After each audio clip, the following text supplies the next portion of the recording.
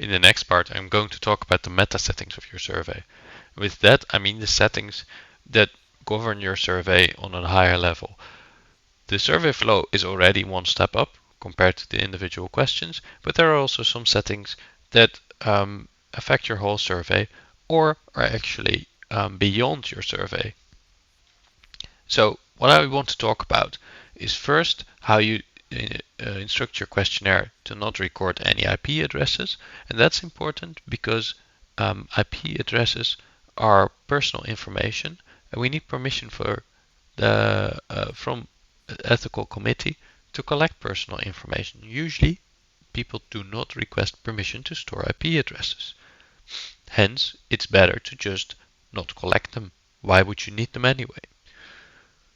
Secondly, I want to talk about adding your contact information to the survey and creating an email so people can contact you, and a little bit about branding your survey.